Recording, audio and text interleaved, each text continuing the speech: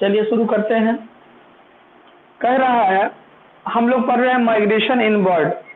Migration इन bird में हम लोग ये भी देखे थे कि चिड़ियाओं को भोजन के लिए, आवास के लिए, प्रजनन के लिए, ठीक है, अपने आप को किसी सिचुएशन में ले जाना पड़ता है इसी, ताकि वह अपने आप को जिंदा रह सके रिप्रोडक्शन के लिए। तो ऐसे कंडीशन में चिड़ियाओं को, बर्ड्स को जगह बदलने की जरूरत होती है ताकि वह उस जगह पे सुरक्षित रह सके।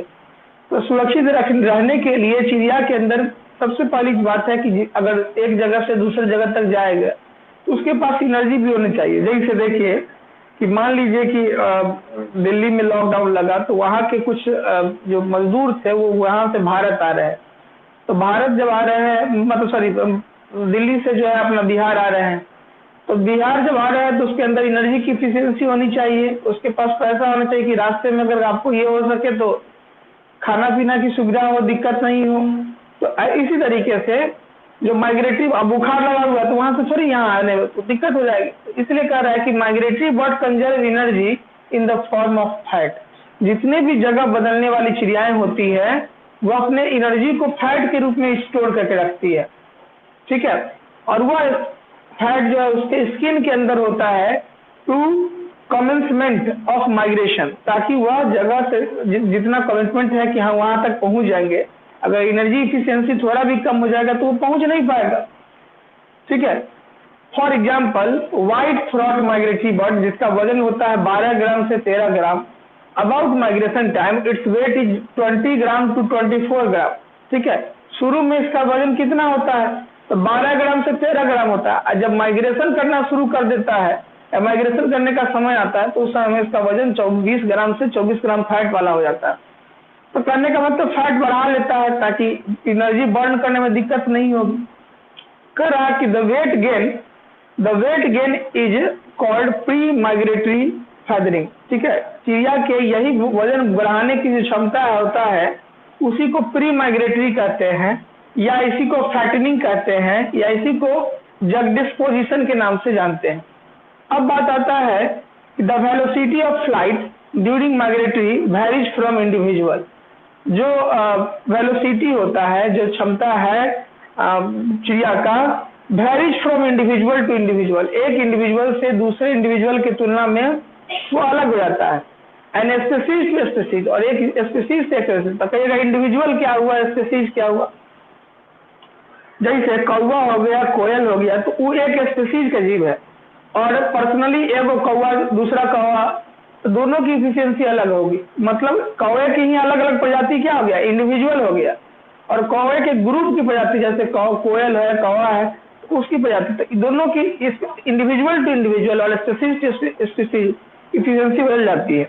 The average rate of migration come nearly 48 kilometre. जो माइग्रेशन का जो स्पीड है नॉर्मली किसी भी जीव के लिए वो 48 किलोमीटर पर घंटा है, लेकिन ये किसके लिए, क्रेन्स और क्रो के लिए। लेकिन कुछ कह रहा कि कुछ ऐसा भी स्पीड है जो रिकॉर्ड किया गया है जो दुनिया के सभी स्पीसीज से ऊपर है बर्ड में, और वह है 320 किलोमीटर पर आवर। वो एक है स्विफ्ट, जिसके नाम पर स्विफ्ट डिजायर गाड़ी चलता है। वो स्विफ्ट जो है 320 किलोमीटर पर आवर, मतलब एक घंटा में 320 किलोमीटर दूरी वो ट्रेवल कर सकती है। तो इतनी क्षमता होती है। इसके अलावा कुछ चिड़ियाएं हैं जैसे स्काई बर्ड 35 से 45 किलोमीटर पर आवर उड़ सकती है, रूक्स है 50 से 72 किलोमीटर उड़ सकती है, पिंटर्स है 50 से 82 किलोमीटर उड़ सकती है, स्टार्लिंग है 70 से 90 किलोमीटर पर आवर उड़ सकती है। हो गया तो ओके कीजिएगा।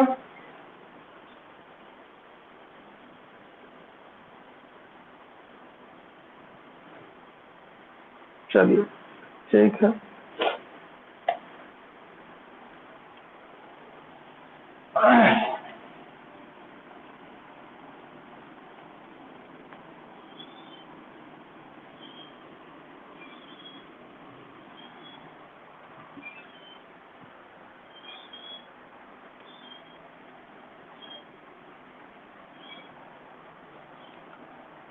अब आपको पढ़ना है एक और पॉइंट, इसमें देख लेते हैं लास्ट पॉइंट कि इंपॉर्टेंट है, एवरेज स्पीड बताना है। The distance travelled bye migratory birds during migration vary from few kilometer to 1000 kilometre. कहने का मतलब ये हो गया कि यह कुछ किलोमीटर से हजारों किलोमीटर तक की दूरी होती है। दिस इज कॉल्ड, इस प्रक्रिया को रेंज ऑफ माइग्रेशन के नाम से जानते हैं। Ranges of migration. इस दौरान ये ब्रीडिंग करती है एंड ठंडा का आनंद लेती है, विंटरिंग करती है और डिफरेंट माइग्रेटरी बर्ड, मतलब रास्ते में उसको अलग अलग तरह की चिड़ियाएं, अलग अलग भी है वाली चिड़ियाएं मिलती है और उस दौरान ब्रीडिंग करना, मौसम का आनंद लेना। ये चूंकि हजारों किलोमीटर डिस्टेंस तय करके जाना है तो उस रास्ते में बहुत तरह की चिड़ियाएं मिलेगी, ठीक है, और बहुत तरह की चिड़ियाओं से जान पहचान होगा। जैसे आप यहाँ से बाबा धाम जाते हैं तो बहुत तरह के लोग आपको रास्ते में मिलते हैं, ठीक है, भांति भांति के लोग मिलते हैं। उसी तरीके से चिड़ियों को भी एक जगह से दूसरी जगह जाने के बाद बहुत तरह की चिड़ियाएं मिलती है और उससे उसकी परिचय होती है, उसके साथ समय बीतता है, ठीक है। And time tabled in following time table, इसका टाइम टेबल सबका दिया गया है। जैसे एक स्पीसीज है जिसका नाम है आर्कटिक टर्ड। आर्कटिक टर्ड ये चिड़िया की प्रजाति है। यह आपको मुख्य रूप से कनाडा की प्रजाति है, लेकिन यह आपको एंटार्क्टिक में देखने को मिलती है, एंटार्क्टिक में, ठीक है। और इसका रेंज है 18,000 किलोमीटर तक यह उड़ के एक बार में ये जा सकती है, ठीक है। दूसरा है ब्लैक एंड व्हाइट कक्कू, ठीक है। कोयल है जिसमें काला वाला है और उजला वाला कोयल है, ठीक है। अब इसका ये इंडिया की प्रजातियां हैं, लेकिन यह मुख्य रूप से कहां कहां पहुंचती है तो साउथ अफ्रीका ये जाती है उड़ते हुए और इस दौरान ये 5600 से लेकर 7200 किलोमीटर तक की दूरी तय कर देती है। 5600 से लेकर 7200 किलोमीटर तक की दूरी तय कर देती है, ठीक है। एक चिड़िया है बिल्लू बार्बर, एक फिल्म आया था इरफान खान का, बिल्लू भयंकर, वह इसी पे बनाया गया फिल्म है, मतलब इसी तरह की चीजें हैं। तो बिल्लू बार्बर जो है चिड़िया का नाम है, ठीक है। यह नॉर्थ ईस्ट साइबेरिया का चिड़िया है और यह अपना समय बिताने के लिए अफ्रीका जाती है, ठीक है। और इस दौरान ये 13,000 किलोमीटर दूरी तय कर देती है। एक चिड़िया है जिसका नाम है स्नो गूज और यह चिड़िया मुख्य रूप से अलास्का की है और यह वेस्ट यूएसए में अपना समय बिताती है। इस दौरान यह 3200 से 4800 किलोमीटर तक सफर करती है। इसी तरह से एक चिड़िया है सैलो, कई जगह पर इसका नाम आया है। यह मुख्य रूप से चिड़िया है यूरोप की, लेकिन यह साउथ अफ्रीका अपना समय बिताने के लिए जाती है और इस दौरान यह 8,000 से 11,000 किलोमीटर तक का सफर करती है। तो इस तरह के बहुत तरह की चिड़ियाएं हैं जो अपने अपने जगह को जाती है, घूमती है और माइग्रेशन करती है। तो ये पॉइंट आपके लिए इम्पोर्टेंट था कि कौन कौन सी चिड़ियाएं हैं और कह रहा है कि the distance travel by migratory birds जो दूरी होती है वो ट्रेवल की जाती है माइग्रेटरी बर्ड के द्वारा during migration very from few kilometre, कुछ कम किलोमीटर से लेकर कुछ ज्यादा किलोमीटर तक। कह रहा है कि किलोमीटर से थाउजेंडों किलोमीटर तक ट्रेवल कर लेती है। और यह रेंज जो होता है माइग्रेशन के लिए होता है, ब्रीडिंग के लिए होता है, मतलब अपने नस्ल को बढ़ाने के लिए होता है, ठीक है, वेदरिंग के लिए होता है। माइग्रेटरी बर्ड जो होता है ये डिस्टेंस कवर जो करता है, इसमें कई सारे ट्रबल्ड भी उसको आते हैं, समस्या भी हो सकता है, रास्ते में भी मर उड़ जाता है, ठीक है। तो इस दौरान क्या क्या है कि एक बर्ड है अटलांटिक टर्न जो कनाडा की बर्ड है, और यह अटलांटिक में जाती है 18,000 किलोमीटर दूरी तय करके। ब्लैक व्हाइट कक्कू इंडिया की बर्ड है जो साउथ अफ्रीका जाती है 5600 से 7200 किलोमीटर दूरी तय करके, ठीक है। Blue barber north east Siberia का बर्ड है, अफ्रीका तक जाती है 13,000 किलोमीटर ट्रेवल करके, ठीक है। उसी के बाद जो है उसके बाद गूज अलास्का की बर्ड है, ठीक है, वेस्ट यूएस से जाती है 3200 से 4200 किलोमीटर ट्रेवल करके। उसके बाद सैलो है, यूरोप की बर्ड है, साउथ अफ्रीका तक डिस्टेंस ट्रेवल करके जाता है। तो ये आपका हो गया, कौन कौन हो गया। अब प्रॉब्लम ऑफ नेविगेशन। नेविगेशन क्या होता है, जब आप गूगल मैप ऑन करते होइएगा तो आपको पूछा होगा कि नेविगेशन शो करिए कहाँ पर आप है। जिस जगह पे कोई चीज होता है उसका लैटिट्यूडनल और लॉन्गिट्यूडनल से शो करना ही नेविगेशन कहलाता है। लैटिट्यूड क्या है, जैसे आप समुद्र के बीचों बीच भटक गए रास्ता, तो उस कंडीशन में आपका जो गूगल मैप होगा वो दिखाएगा कि इस लैटिट्यूड इस लॉन्गिट्यूड पे है।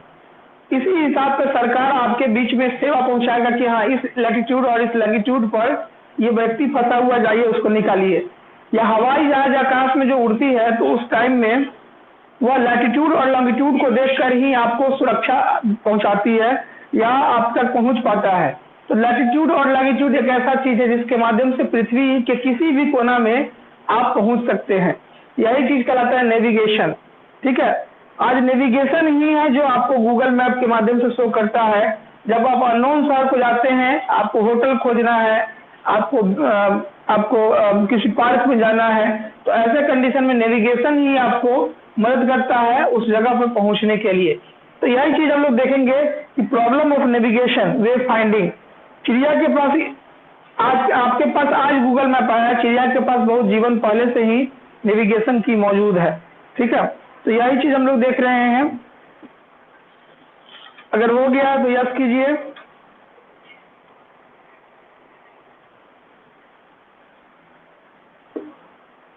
ओके, मिटा दिया जाए।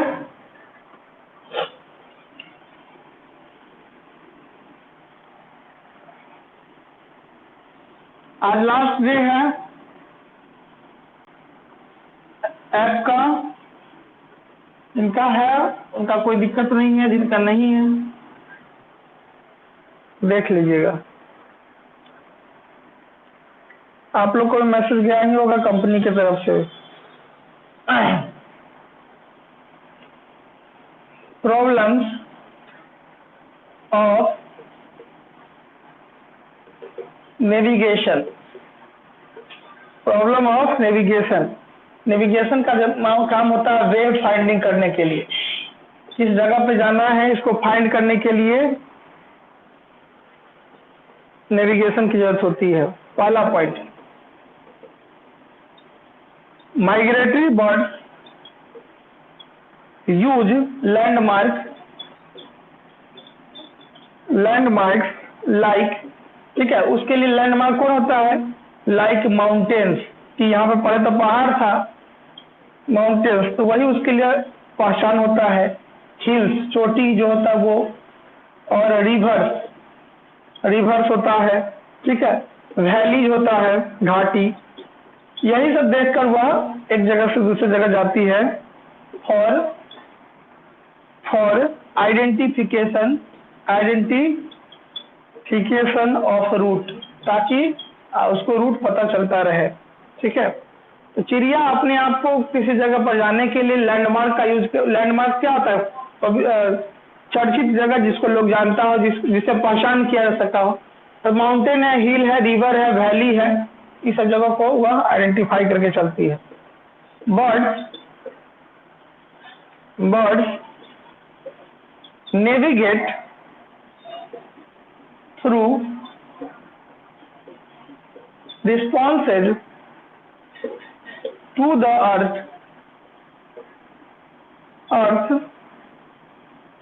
Magnetic field. ठीक है, वो यह भी देखती है कि कहाँ पर मैग्नेटिक फील्ड किस तरह का है, उससे भी उसको सहायता मिलता है। पृथ्वी पर हर जगह गुरुत्वाकर्षण का जो ये है वो अलग अलग हो जाता है, पहाड़ पे अलग है, ठीक है, धरती पे अलग है, रिवर के पास अलग, तो उस हिसाब से भी उसको मदद मिलता है कि कितना फोर्स उसको खींच रहा है नीचे की तरफ, कितना बल लगा। बर्ड्स में be guided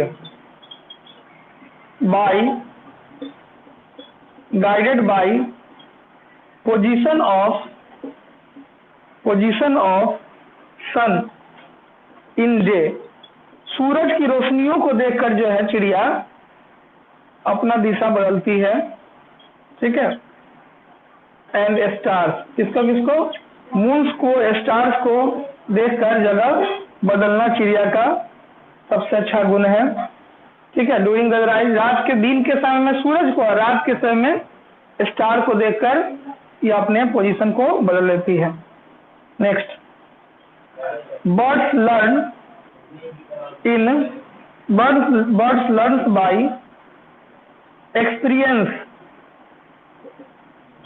experience and guide themselves. ठीक है, जो चिड़िया पिछले साल गई होती है वह उसके साथ होती है, तो नए जाने वाले चिड़िया को वो सिखा देती है कि ऐसे ऐसे चलना है या ये रास्ता होगा तुमको।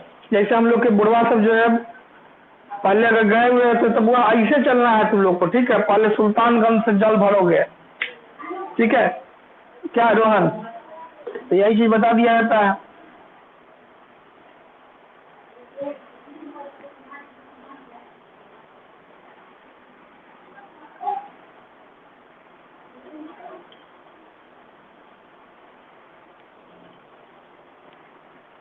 एक पॉइंट और आ गया है, आ जाएगा। Migration is the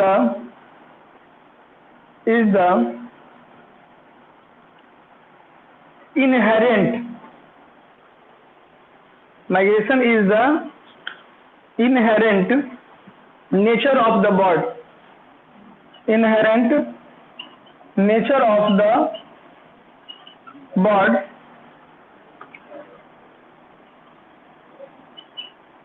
which as a result of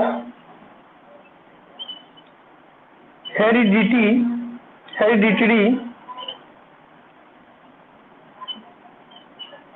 accumulation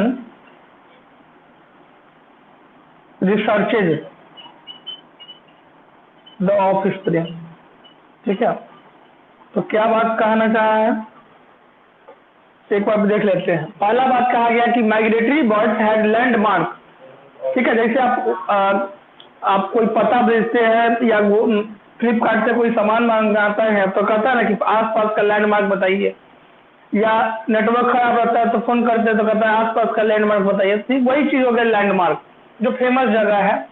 तो चिड़िया के पास लैंडमार्क जो है वो पहाड़ है, रिवर है, घाटी है, इसी सब चीजों को वो आइडेंटिफाई करके चलती है। Bird navigate through response to the earth magnetic field. चिड़िया को किस जगह पे, अब जैसे यहाँ पे ज्यादा खिंचाव है, फिर कहीं और कम खिंचाव है, तो उस हिसाब से ये पता कर लेती है कि नीचे में क्या सब है। बर्ड्स में भी guided by a position in sun और डे। उसको समय का ज्ञात या पोजीशन का ज्ञात सूरज की रोशनी और दिन में और रात में चंद्रमा और स्टार तारे के से पता चल जाता है। Birds learn by experience and guided themselves. वो जो पहले गई हुई चिड़िया होती है वो नए आने वाली चिड़िया को सिखा देती है कि वो इससे चलोगे, यहाँ पर रुकना है, यहाँ पर बैठना है, यहाँ पर चलना है, यहाँ से ये करना। और पांचवा part, migration is the inherit nature of the bird which has the result of heredity and accommodation ठीक है, हर जनरेशन में आने वाले बच्चों को वह सिखाते चले जाता है। जैसे हमारे साथ कोई अगर हज पे गया हो, ठीक है, कोई अगर बाबा धाम गया हो तो कहा था बउआ तुमको जो है ऐसे करके चलना है, ट्रेन पकड़ोगे, यहाँ से पैदल चलोगे, कामर लेके चलना है, सुल्तानगंज में जल ढारना है, ये करना है, वो करना, सिखा देता। उसी तरीके से चिड़िया को भी पहले ही हर साले सिखा दिया जाता है कि कैसे तुमको चलना है, कहीं रास्ते में क्या मिलेगा, ठीक है, कैसा सफर होगा, इन सारी चीजों को चिड़िया के द्वारा सिखा दिया जाता है, जिससे उसको मौका मिलता है कि अगले वाले को फिर सिखाएगा। जैसे छठ पर्व होता है तो छठ वाला में सिखा दिया था ना कि ऐसे तुमको करना है, तो फिर अगला जो होता है वो करता है, ठीक है। तो इसी तरीके से यह गुण है, जिसे हमको कोई सिखा के गया तो हम आपको सिखा रहे हैं, फिर आप किसी इसमें से कोई होंगे जो फिर इस जनरेशन वालों को सिखाइएगा। तो यही चीज चिड़िया के अंदर भी है कि हर पुराना जनरेशन नए वाले को सिखा के जाएगा और नया वाला फिर आने वालों को सिखा के जाता है। तो चिड़िया के अंदर भी ऐसा गुण मौजूद है।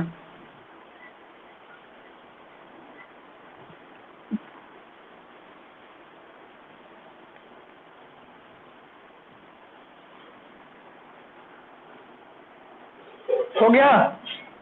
ओके,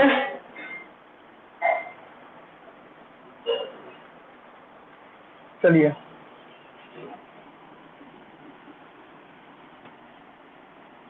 आज ही टॉपिक समाप्त है।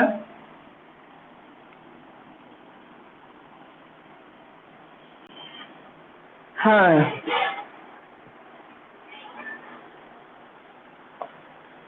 अब लिखते हैं advantage of migration. Advantages of migration, migration से क्या फायदा है, ठीक है, क्या एडवांटेज है? तो पहला हो गया, फैसिलिटी बेटर होने के लिए माइग्रेशन किया जाता है। अच्छा फैसिलिटी हो इसलिए माइग्रेशन किया जाता है। अच्छी तरीके से ब्रीडिंग हो इसलिए माइग्रेशन किया जाता है। संख्या कम नहीं हो इसलिए भी माइग्रेशन किया जाता है। तो migratory birds avail the facility, ठीक है, फैसिलिटी उसको नहीं मिलेगा, वो जगह छोड़ देगी, of better breeding and following ground. एक बात हो गया। दूसरा point, as a result of arrival at one place from cold places, the bird get longer time to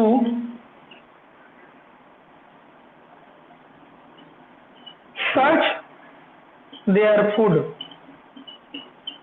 ठीक है।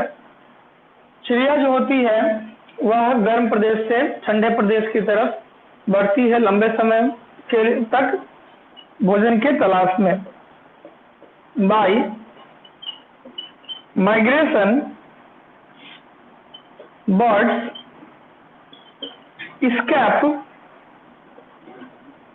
escape अनफेवरेबल कंडीशन, ठीक है, कभी भी उसको थोड़ा सा भी दिक्कत होगा वह उस जगह को छोड़ देती है, स्कैप कर देती है, हटा देती है।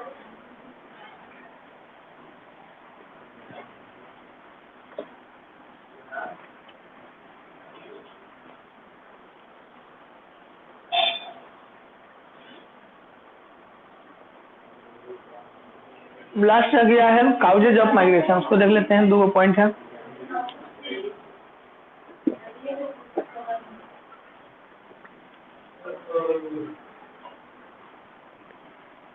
ओरिजिन और इवोल्यूशन ऑफ माइग्रेशन, एक नया टॉपिक।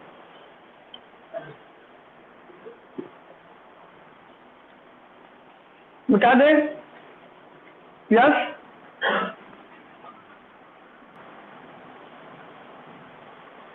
चलिए बढ़ते हैं।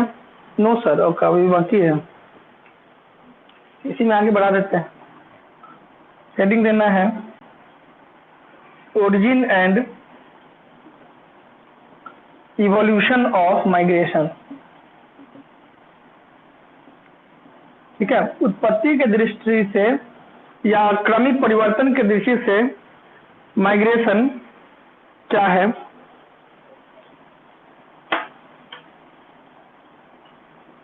Migration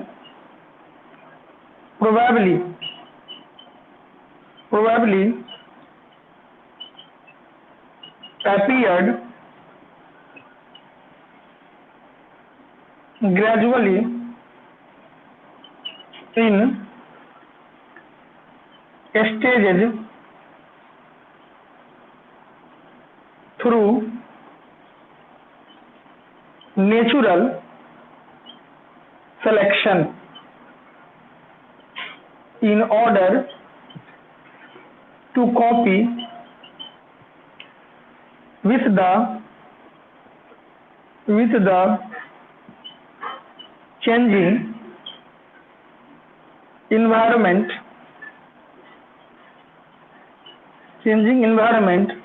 for survival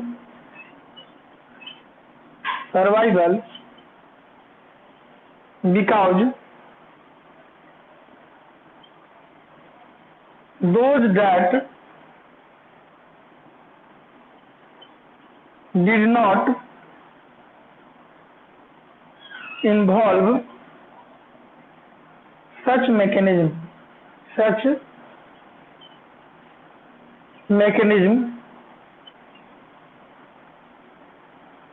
probably। कह रहा है,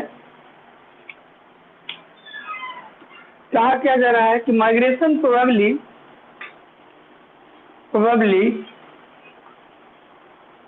appeared gradually in stages through natural selection। प्राकृतिक वर्ण के जो सिद्धांत दिया गया था डार्विन के द्वारा कि आप प्रकृति के हिसाब से बदल जाइए, नहीं तो प्रकृति आपको बदल देगा, नहीं तो आप समाप्त हो जाएंगे। तो कह रहा है कि जो नेचुरल सिलेक्शन की बातें हैं उसमें क्या है कि नेचर के हिसाब से चिड़िया अगर अपने आप को बदल ली तो ठीक है, वहां सर्वाइवल है, लेकिन नेचर के हिसाब से नहीं बदला तो ऐसे कंडीशन में ठीक है वह उस जगह पे नहीं रह पाएगी, वह सर्वाइवल नहीं हो पाएगी। यही चीज है जिसको कहा जा रहा है।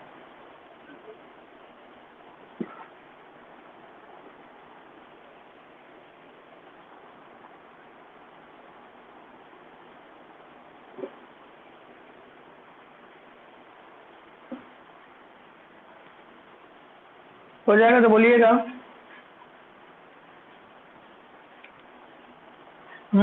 इन्वॉल्व के बाद लिखा होगा, कहाँ पे इन्वॉल्व है?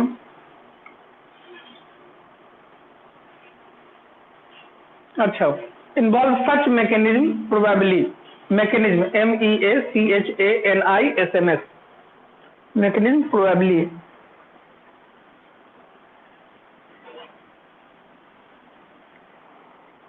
लास्ट, इस टॉपिक का लास्ट पॉइंट देख लेते हैं और ये टॉपिक समाप्त हो जाएगा।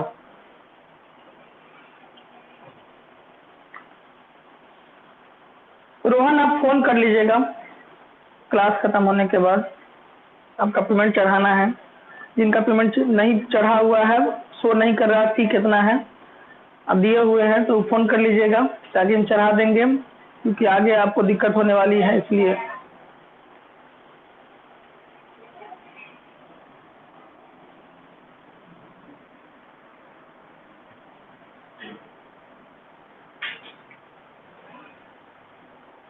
ठीक है, पप्पू फोन कर लीजिएगा।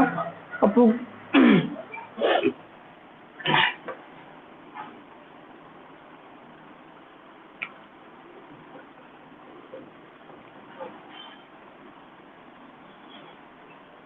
जो मंथली दे रहे हैं अपना मंथली अब उसी हिसाब से अपना देते रहिए।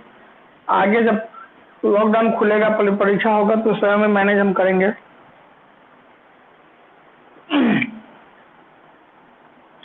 चलिए अब हम लोग देखेंगे causes of migration. Causes of migration, migration के क्या काउजेज है, क्या कारण है? Migration in bird,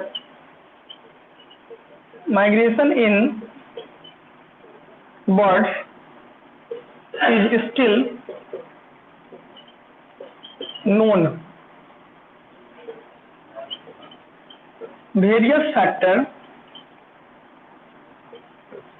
causing migration put forwarded by different workers include following. पहला है किस कारण से, तो पहला कारण जो सबसे इम्पोर्टेंट कारण आता है वह है इन्वायरमेंटल. Stimulus for migration. और दूसरा जो कारण है वो है फिजियोलॉजिकल स्टिमुलस फॉर माइग्रेशन. ये दो कारण थे, ठीक है.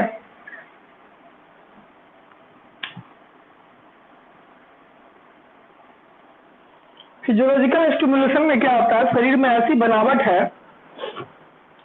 ऐसी इसका इंडोक्राइन ग्लैंड है, इसको देख लेंगे यहाँ पर, इधर देते हैं इंडोक्राइन ग्लैंड. इसके पास कुछ इंडोक्राइन ग्लैंड है शरीर के अंदर, जिसमें आता है पिट्यूटरी, जिसमें आता है इसका गोनाड, जिसमें आता है इसका थायराइड, जिसमें आता है इसका एड्रिनल, ये सब ग्लैंड है.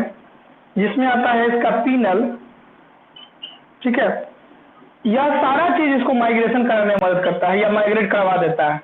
इस सारा का डिमांड है, कुछ ना कुछ डिमांड है, और इस डिमांड को पूरा करने के लिए इसको माइग्रेशन करना पड़ जाता है, ठीक है. चलिए, तो ये दो चीजें थी जिसको हम लोगों ने आज देख लिया है. ये टॉपिक आपका समाप्त हो गया, ठीक है. अब आगे आपको क्या पढ़ना है, आगे आपको क्या पढ़ना है वो आप ही को देखना है.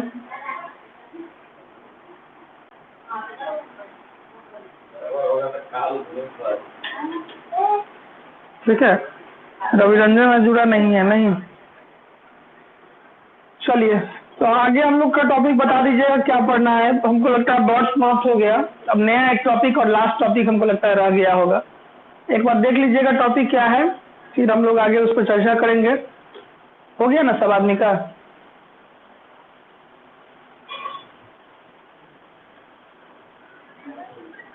मैमल्स बाकी है. अच्छा, चलिए ठीक है. तो कल से हम लोग का टॉपिक शुरू हो जाएगा मैमल्स, ठीक है. तो मैमल्स पूरा करेंगे, और मैमल्स में भी क्या क्या चीज पढ़ना है. मैमल्स में देखिए तो क्या क्या चीज है.